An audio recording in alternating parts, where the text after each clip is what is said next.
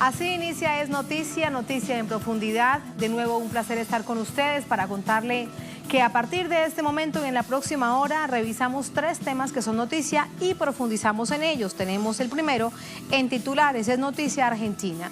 La actual senadora, expresidenta Cristina Fernández, se pregunta dónde se escribirán las sentencias, si en Clarín o en un portal judicial. Esa es su respuesta a la confirmación de la Cámara de Apelaciones de su procesamiento por presunta asociación ilícita. ¿Cómo queda la situación judicial de la expresidenta? Vamos a analizarlo. Segundo tema que es en noticia México. El entrante gobierno de López Obrador ajusta su política migratoria, pero todo indica que no es tarea fácil y sin duda genera roces internos. AMLO hereda así la crisis humanitaria en la frontera sur y concreta un plan con Estados Unidos. Tenemos ese panorama. Y tercer tema que es noticia Venezuela. Defender la paz, la independencia ante posibles ataques de gobiernos en la región. Ese es el mensaje enviado este jueves por el presidente Maduro al pueblo. Para ello, la unidad y la lucha son fundamentales. Analizamos este discurso y las líneas de acción planteadas para el próximo año 2019. Es noticia, casi comienza. Bienvenidos, bienvenidas.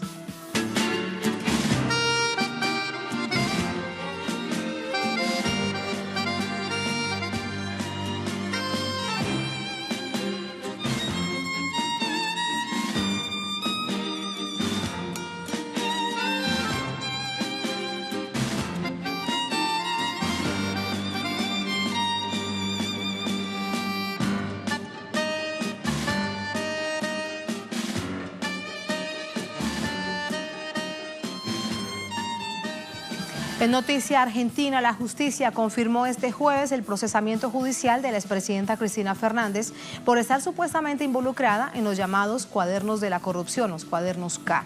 La exmandataria responde, afirma que el Poder Judicial está al servicio del presidente Macri y de grupos de poder que libran una persecución política en su contra. Este jueves, la justicia argentina dio un paso más en su pretensión de acorralar a la expresidenta Cristina Fernández. La Sala Primera de la Cámara Federal porteña ratificó su procesamiento, prisión preventiva y un embargo por $38 millones por supuestamente ser la jefa de una asociación ilícita durante su mandato entre 2007 y 2015, una trama conocida como los cuadernos de corrupción. La Cámara Federal también confirmó el procesamiento al exministro de Planificación Julio De Vido en calidad de organizador de la supuesta asociación ilícita. Sin embargo, ordenó la excarcelación de algunos antiguos funcionarios y de varios empresarios que seguirán procesados por supuesto cohecho activo. Al respecto, Fernández publicó una serie de tweets para explicar la trama en su contra. El primero de ellos dice, «Mirá, y por favor, lee detenidamente lo que publica Clarín el jueves pasado sobre el fallo de la Cámara Federal en la causa de las fotocopias». Luego escribe, una semana después, esa Cámara Federal hizo exactamente lo que publicó Clarín. Dijo que soy la jefa de una asociación ilícita, una más y van, y deja fuera a los empresarios. Y finalmente se pregunta, digo yo, ¿dónde se escribirán las sentencias? Todo a pedido y a medida de Macri, Cambiemos, Clarín y sobre todo, el desastre de la economía, partido judicial a la carta. El proceso fue impulsado desde primera instancia por el juez Claudio Bonadio, quien solicitó desde el principio la prisión preventiva de la exmandataria. Bonadio, para justificar este pedido, aseguró que ella junto a otros exfuncionarios mantuvieron vínculos con los empresarios que supuestamente pagaron coimas, pero deja asentado que la exmandataria no recibió dinero en sus manos. Las incongruencias del juez al no tener evidencias de una responsabilidad directa, personal y vinculatoria en los supuestos delitos son razones suficientes para un proceso judicial en libertad, bajo el principio de presunción de inocencia, lo cual el juez ha desconocido. Cabe destacar que por el mismo hecho de los llamados cuadernos de las coimas, también fue involucrado el hijo de Cristina Fernández, Máximo Kirchner, causa que fue sobreseída el pasado mes de noviembre por no encontrarse elementos probatorios para inculparlo. El juez de la causa determinó que los hechos investigados no se cometieron. Allí están los hechos. Vamos con las reacciones hasta Argentina con nuestra corresponsal Sabrina Roth. Hola Sabrina, adelante, buenas noches. Hola, muy buenas noches, Tatiana. Bueno, algunas cosas que hay que decir en torno a esta resolución de la Cámara Federal y lo que dijo la propia expresidenta Cristina Fernández de Kirchner. Por un lado, los jueces de esta Cámara Federal son Leopoldo Bruglia y Pablo Bertuzzi. Hay que recordar que Pablo Bertuzzi es uno de los jueces que condenó al ex vicepresidente Amado Boudou en la causa Chicone y que ordenó su detención. Y apenas dio esta condena, fue ascendido a la Cámara Federal. Recordemos, el ex vicepresidente fue liberado hace algunos días porque la jurisprudencia incluso de esa misma Cámara era que las personas que llegaban en libertad al proceso, si eran condenados, hasta que no estuviera firme la condena, mantenían su libertad. Esto cambió con el juez Pablo Bertuzzi, cambió esto e inmediatamente fue ascendido a la Cámara Federal, que dictó hoy este procesamiento con prisión preventiva a Cristina Fernández de Kirchner.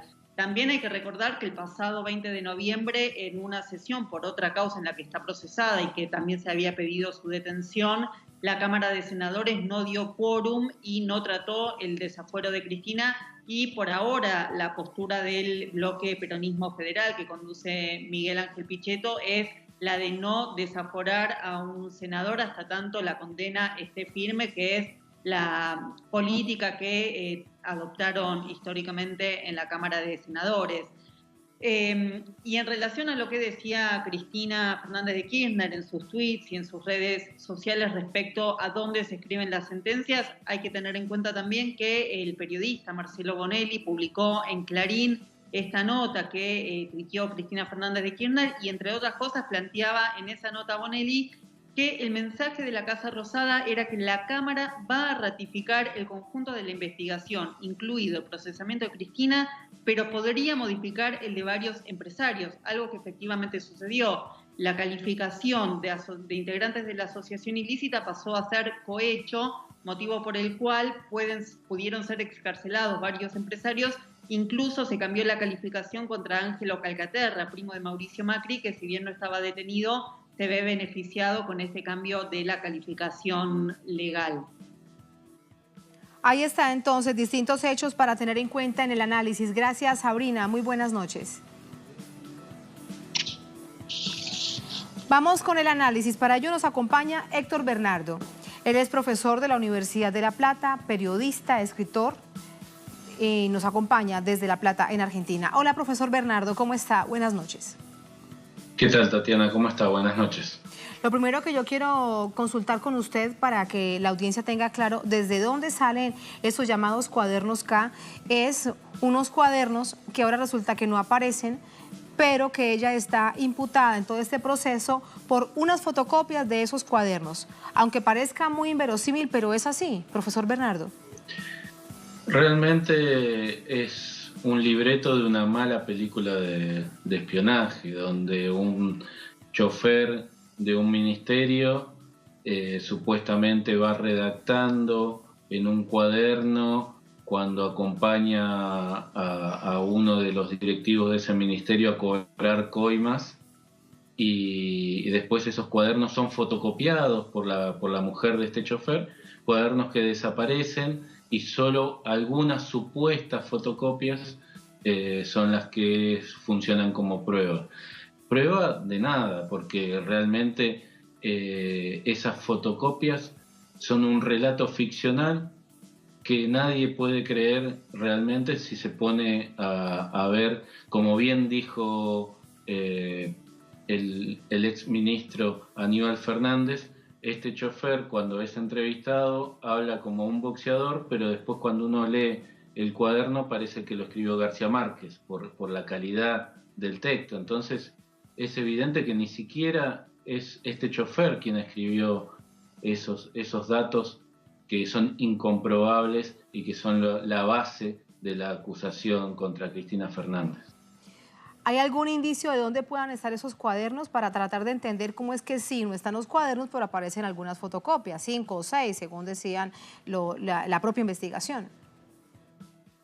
No hay indicios porque lo más probable es que esos cuadernos nunca hayan existido, sino que se haya armado rápidamente por servicios de inteligencia que responden al macrismo, que fueron redactando esos textos, los fotocopiaron, los hicieron aparecer como información, como un dato para justificar la persecución, primero a algunos empresarios y a algunos directivos del ex gobierno, para presionarlos, para amenazarlos, para que testifiquen como testigos protegidos o que incriminen a la expresidenta, y ahí bajarle las penas si ellos incriminaban a la expresidenta y decir, bueno, ya no son parte de una asociación ilícita, ahora forman parte de un cohecho, para ir perjudicando a la expresidenta, ir atacando a la expresidenta y extorsionar a estos empresarios, extorsionar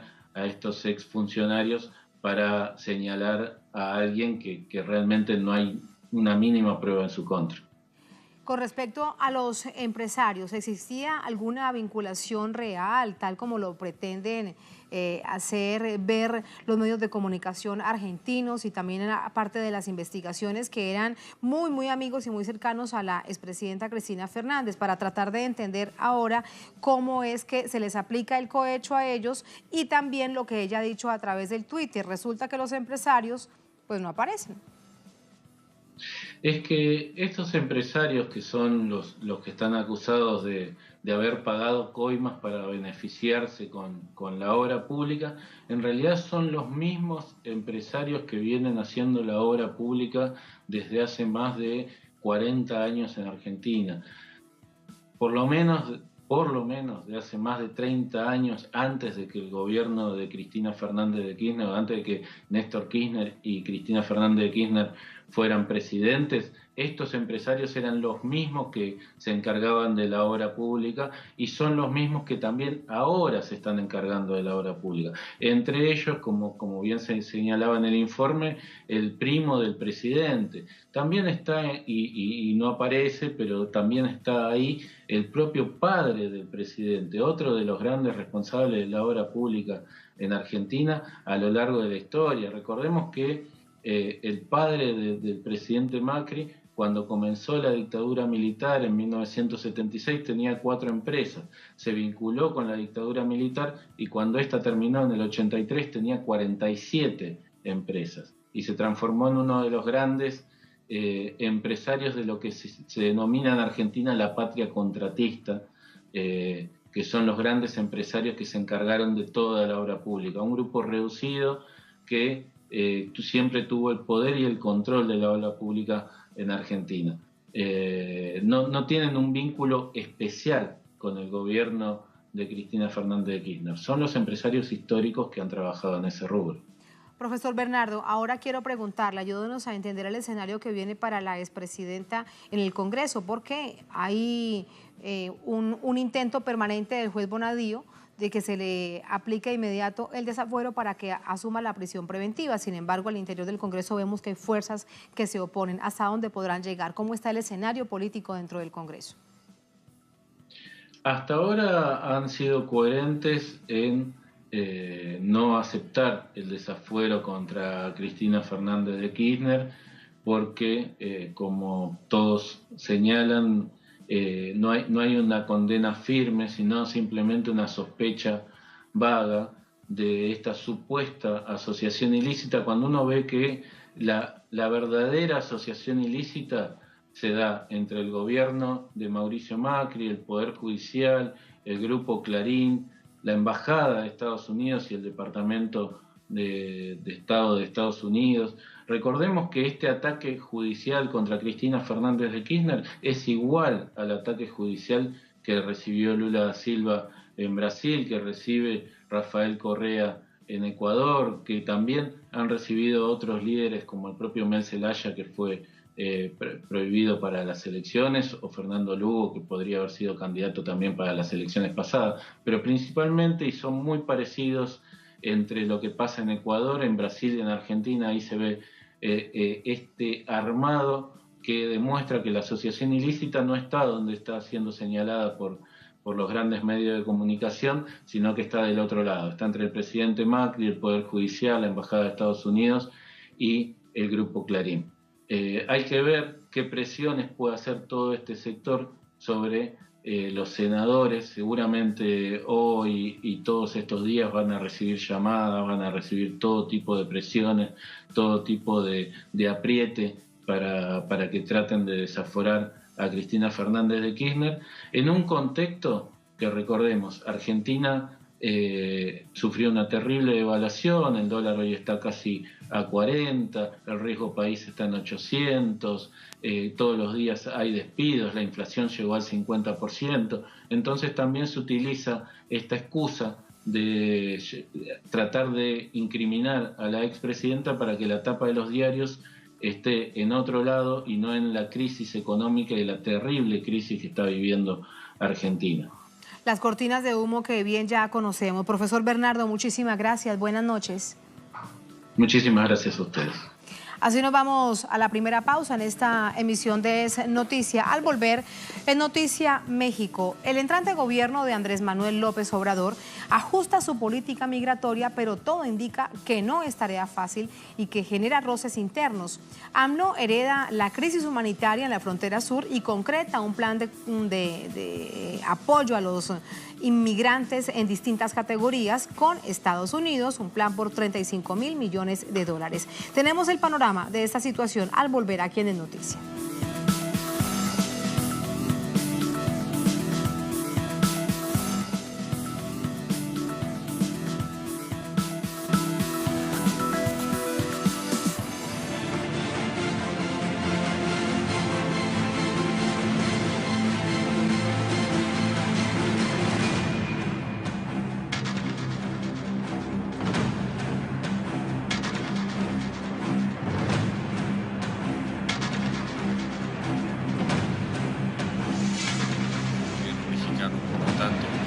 Va a recibir a algunos de estas personas y les brindará toda la protección y el goce de los derechos que brinda la Constitución mexicana y la Ley de Migración. En Noticia México, el Ejecutivo ajusta sus políticas migratorias y se ve envuelto en un choque de declaraciones. En principio cede a presiones de Estados Unidos y luego se retracta. Sin embargo, ambos gobiernos acuerdan esta semana destinar recursos para el desarrollo económico regional en aras de enfrentar el fenómeno migratorio. Aquí tenemos los detalles. El comisionado del Instituto Nacional de Migración Mexicano, Tonatiuh Guillén, aseguró este jueves que México no cuenta con la capacidad operativa ni jurídica para recibir a los extranjeros que el gobierno de Estados Unidos pretende regresar, por lo que no recibirán a los migrantes de vuelta.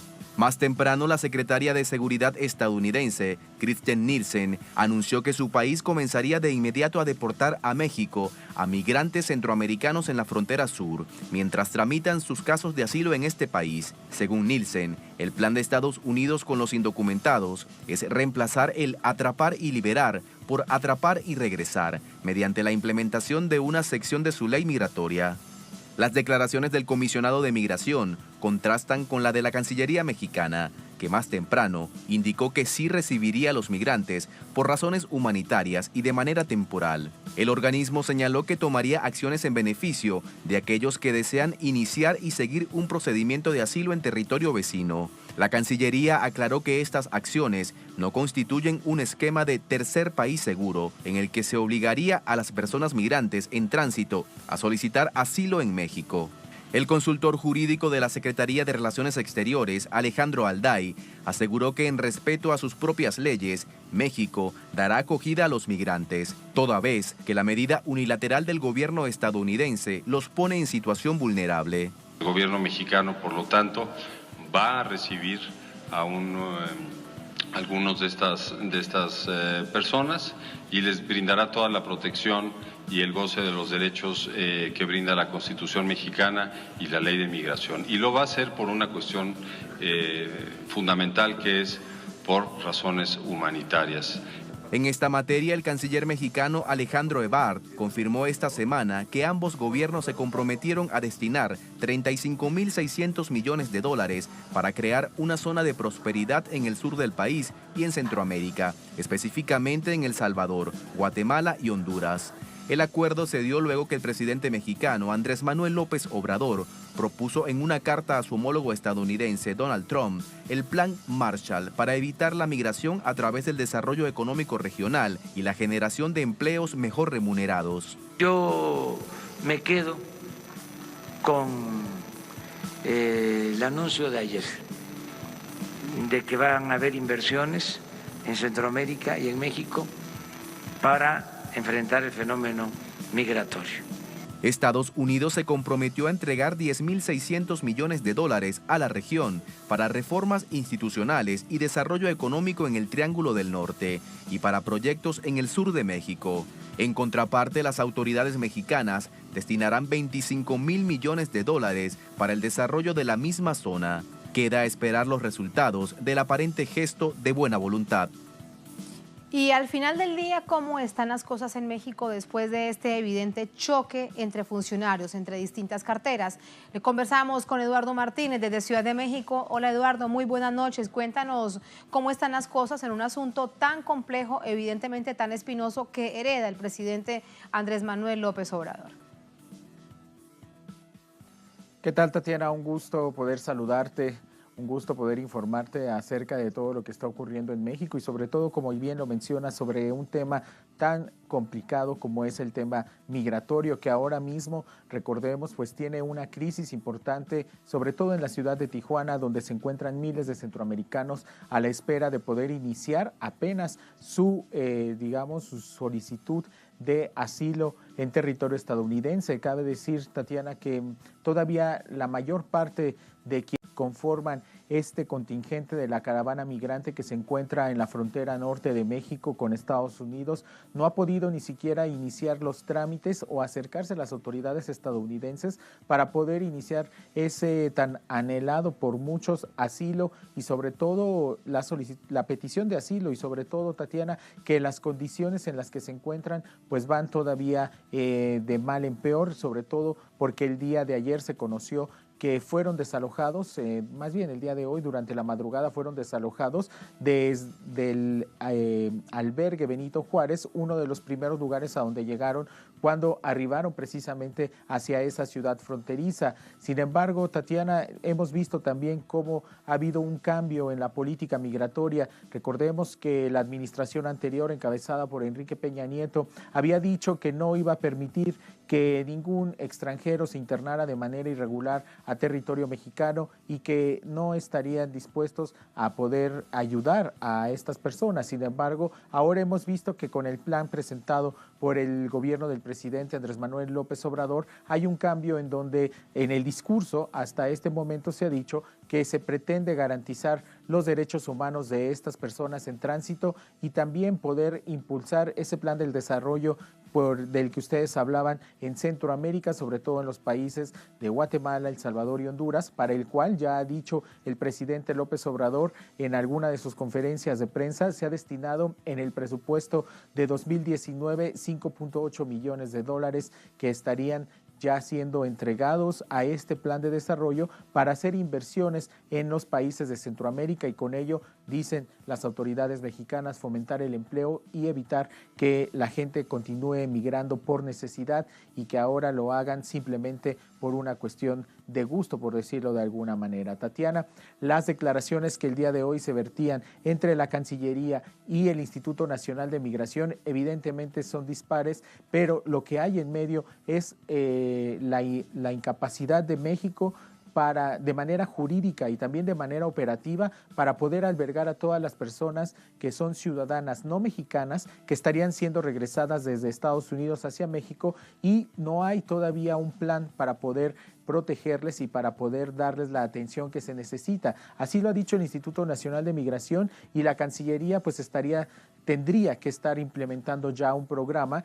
que permita dar cabida a estas personas que son rechazadas de Estados Unidos y que ahora México tendrá que correr con la responsabilidad de atenderles. Así las cosas, Tatiana, y el día de mañana seguramente el presidente López Obrador en su conferencia matutina hablará más sobre este tema. Y muy pendientes entonces de ello. Gracias, Eduardo. Muy buenas noches. Buenas noches. Buenas noches. Vamos con el análisis. Para ello nos acompaña Marco Castillo. Él es director del programa de la organización Global Exchange, fundador Asamblea Popular de Familias Migrantes. APOFA nos acompaña desde Nueva York. Hola Marco, ¿cómo está? Buenas noches. Muy buenas noches, Tatiana. Un gusto estar contigo. Muchísimas gracias. ¿Qué expectativa hay por parte de organizaciones civiles con respecto a lo que puede hacer México para contener de una manera segura y humanitaria a los migrantes centroamericanos? Porque hacia allá parece interpretarse el sentido que se tiene con respecto a las medidas que pueda tomar el presidente López Obrador, que han sido apoyadas por el presidente Trump. Bueno, yo creo que evidentemente estamos frente a dos países que están viviendo un momento interesante en su vida política. Estados Unidos está metido en un discurso, en una demagogia nacionalista que el presidente Donald Trump ha vendido a las mayorías establecidas en este país. Y Andrés Manuel López Obrador ha llegado a México a la presidencia recientemente también con promesas de devolverle la soberanía al país. Estamos evidentemente frente a una negociación entre dos países que parecen tener ese común y parecen estar coincidiendo. Sin embargo, en el tema migratorio parece que hay un doble discurso. Parece que Estados Unidos quiere que México contenga la migración, y México lo que parece que está ofreciendo es más bien impulsar un nuevo momento de desarrollo para México y Centroamérica que haga que ya no sea necesario. Pero la sociedad civil está muy preocupada porque todo lo que suene a contención y todo lo que suene a hacerle el trabajo a los Estados Unidos es sin duda alguna un indicio de una violación al derecho internacional. Cuando una persona quiere llegar a los Estados Unidos a exigir o a pedir, asilo, a solicitar asilo, tiene todo el derecho internacional para poder presentarse, solicitarlo ahí, esperarse a tener una audiencia y poder escuchar de un juez la resolución a su caso. Nadie puede ni debe contener su tránsito ni su camino. Es el derecho a la movilidad, sobre todo es el derecho al asilo. Sin embargo, México lo que ha ofrecido es convertirse en un nuevo destino para Centroamérica, ofreciendo opciones de empleo, de estancia atractiva para Centroamérica, y además ofreciendo esta coinversión millonaria con Estados Unidos para cambiar la fórmula y el modelo económico que hasta ahora ha forzado a millones de personas a salir de Centroamérica. Veamos qué tal va. Pero sociedad civil no está de acuerdo en ninguna forma de contención del derecho a las personas a moverse. Y parece que de alguna u otra manera el presidente Donald Trump se sale con la suya, porque fíjate, hay información de esta noche. La Cámara de Representantes de Estados Unidos aprueba $5.700 millones para el muro fronterizo con México y regresa proyecto de presupuesto al Senado, lo que eleva el riesgo de un cierre parcial del gobierno. No es lo que el presidente Trump esperaba, sin embargo, es una cifra que se va sumando a la cifra enorme, exorbitante que él ha pedido para terminar de construir lo que falta de muro. $5.700 millones en este momento, Marco. Totalmente de acuerdo, y por eso es que México debe tener mucho cuidado en tratar de encontrar coincidencias, pero ser bastante firme, en no ser cómplice de toda decisión que pudiera poner en riesgo a las personas en su justo derecho a buscar un puerto seguro. Entonces, México está proponiendo una salida alternativa que todos miramos con altas expectativas a ver qué significa el contenido de este plan de cooperación, pero también con mucho cuidado y cautela el mirar lo que pueda significar esta cooperación para las solicitudes de asilo y refugio, porque México no puede ni debe jugar ningún papel ahí. Eso es muy importante, sobre todo aquí hay un asunto de fondo, y es que si se piensa no necesariamente en México, porque de hecho es un país receptor, aunque también es un país que expulsa una gran cantidad de ciudadanos hacia los Estados Unidos, pero en este caso también funciona como receptor de naciones de Guatemala, Honduras y El Salvador. El asunto de fondo es qué tendría que suceder en estas naciones para que de manera autónoma puedan avanzar en realmente un proyecto de país que sea de progreso, que genere empleo y que genere dignidad para que la gente no tenga que irse de sus países. Y eso no es de la noche a la mañana, así que tendría que generarse realmente una política mucho más extensa, tal vez continental, para tratar de atenderlos.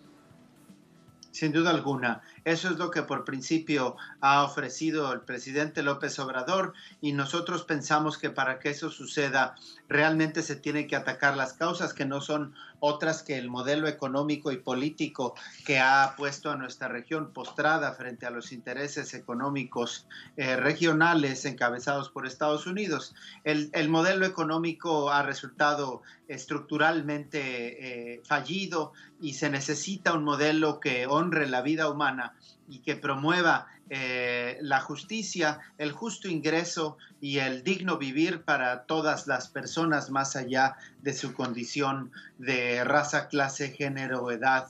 Y eso es una gran tarea que tienen por delante nuestros países.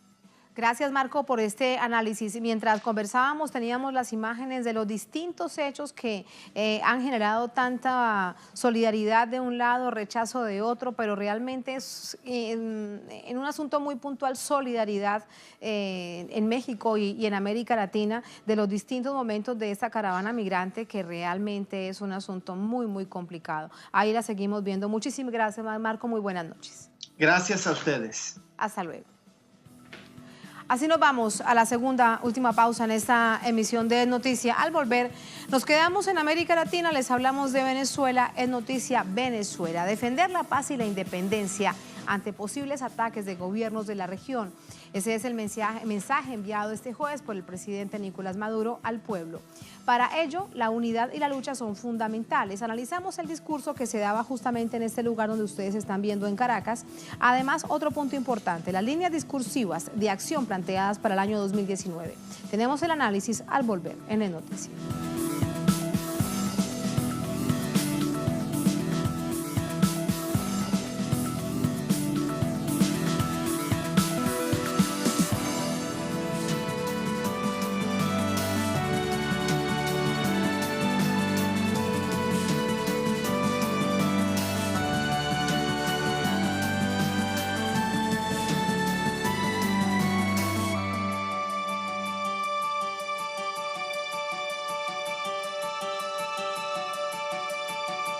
Y si no fuera porque existe la Asamblea Nacional Constituyente, el país no tuviera garantizado la ley de presupuesto para la inversión social de todo el año 2019. En Noticia Venezuela, el presidente Nicolás Maduro anunció los 3 ejes de trabajo para el Plan de Desarrollo 2019 en pro de la estabilidad nacional.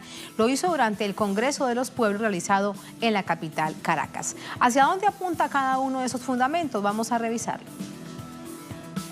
Este jueves, durante el Congreso Bolivariano de los Pueblos, celebrado en Caracas, el presidente de Venezuela, Nicolás Maduro, anunció 3 líneas de acción que serán fundamentales para enfrentar los desafíos durante el año 2019.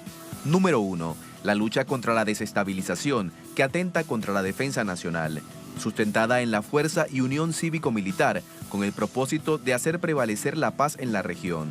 Número 2. Enmarcado en la recuperación económica para profundizar el crecimiento y prosperidad de la nación, afianzado en la producción del petróleo, gas, oro y diamantes. Y eje número 3, que abarca la lucha contra la burocracia y la corrupción en el país. Para este último eje, ha denunciado un plan especial designado a la vicepresidenta del país, Delcy Rodríguez, a quien ordenó llevar a cabo la persecución, captura y castigo de quienes han cometido actos que irrumpen con el equilibrio económico y social que sostiene al pueblo venezolano. La lucha contra la indolencia, el burocratismo y la corrupción. ¡Caiga quien caiga! ¡Caiga quien caiga! Irreductible frente a la indolencia y la corrupción. Es una gran tarea de la revolución bolivariana. De esta forma, el mandatario venezolano asumió la coordinación del Congreso Bolivariano de los Pueblos, comprometido con la lucha de la revolución bolivariana en el país. Una tarea que hace frente a los constantes obstáculos impuestos por las acciones de la oposición venezolana en conjunto con las injerencias de naciones imperialistas denunciadas a lo largo de 2018. Vamos con el análisis. Para ello nos acompaña Gustavo Borges. Él es director del proyecto Misión Verdad. Hola, Gustavo. Buenas noches. ¿Qué tal? ¿Cómo estás? Bien, gracias por acompañarnos. No, gracias a ti. Uno de los asuntos sobre los que reiteraba durante esta jornada en ese discurso del presidente Nicolás Maduro era el llamado a la defensa, el mensaje que hacía el pueblo a la unidad y a estar muy atentos. Incluso decía, si a mí me llegase a suceder algo, me llegase a secuestrar, ustedes deben mantenerse unidos. ¿Qué es lo que quería decir el presidente? Bueno, básicamente si nos vamos a los antecedentes, vemos un 2018 inédito en Venezuela, ¿no? Solo indicar o solo hacer un énfasis mínimo en el atentado, en el intento de magnicidio frustrado al presidente, a Nicolás Maduro.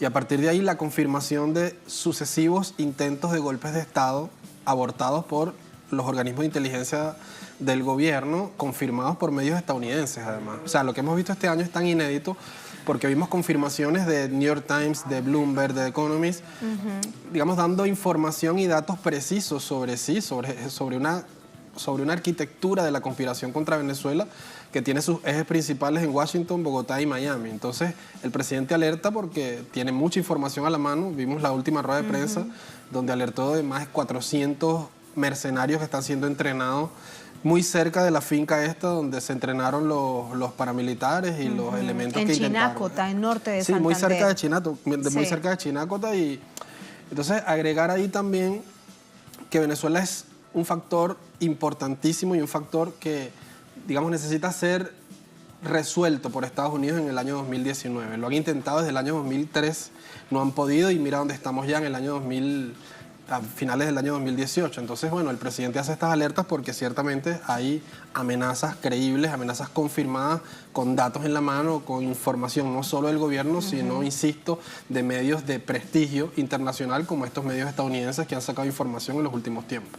De hecho, hay una fecha en la que se plantea que algo pueda suceder, esto hay que decirlo con toda responsabilidad para no generar tensión y angustia en el pueblo venezolano, el día de la posesión del presidente Nicolás Maduro por su nuevo mandato, que será el 10 de enero. ¿Cómo prepararse para una situación de esa sin generar tanto nivel de angustia? Sí, las fechas que vinculan a Nicolás Maduro como, digamos, como quien asume la conducción del país siempre han sido fechas en las que cercanas a ellas hay operaciones y conspiraciones para detenerlo o para evitar que suceda el acontecimiento. La operación Constitución que denunciaba Bloomberg, que vinculaba, digamos, a elementos disidentes de las Fuerzas Armadas venezolanas, confirman ellos que cerca del 20 de mayo, del día de la elección presidencial de Maduro, estaba planteado un golpe de Estado que fue abortado unos 2 días antes. Por lo tanto, el 10 de enero se convierte en una fecha simbólica también que hay que tener en cuenta porque es, digamos, la fecha en que Nicolás Maduro asume un nuevo periodo presidencial y un nuevo periodo que han intentado, digamos, evitar por todos los medios, no solo Estados Unidos, sino sus aliados en la región. Entonces sí, se está convocando a una manifestación de solidaridad, de fuerza, a un ejercicio de autoridad no solo del gobierno, sino del pueblo para respaldar un proceso que se dio a sí mismo. Recordemos que más de 6 millones de venezolanos votaron por Nicolás Maduro y esto es una realidad que no puede ser ocultada, es una realidad que se oculta en todos los medios. Entonces, frente a eso estamos ahorita y frente a esas alertas que están prendidas en Venezuela siempre, no solo ahora, siempre están prendidas las alertas por representar Venezuela, digamos, quizá el bastión más importante de resistencia a la hegemonía de Estados Unidos en la región.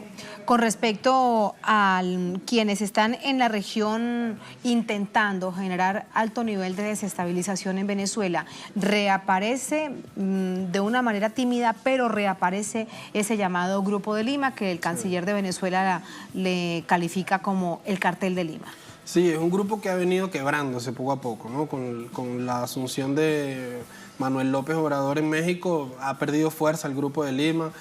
La renuncia de Pedro Pablo Kuczynski en Perú también redujo la credibilidad de este grupo, un grupo que no tiene, si lo vemos en profundidad, no tiene estabilidad política y mucho menos autoridad moral para señalar a Venezuela en ninguno de los aspectos en que he señalado.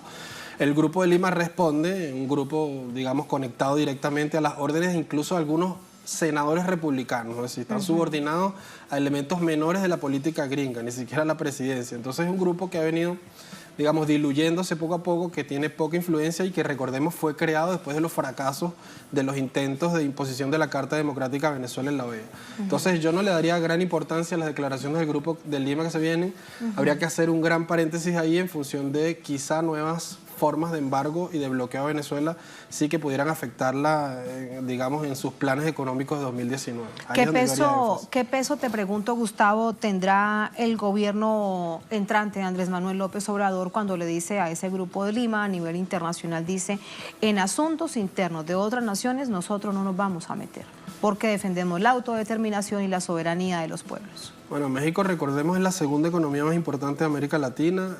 Hay que ver, ¿no?, cómo se desarrolla la política exterior de Andrés Manuel López Obrador, pero si lo juzgamos por lo que ha dicho, representa un punto importante porque además invitó a Nicolás Maduro a su toma de posición. Contra todos los pronósticos, Maduro hizo presencia y tuvieron ahí un diálogo pequeño pero cordial. Es decir, con que México o la política exterior de México no se sume, es decir, se retire o no del Grupo de Lima, pues representa una desestabilización mayor para este grupo que, insisto, ha venido disminuyendo en influencia, me parece.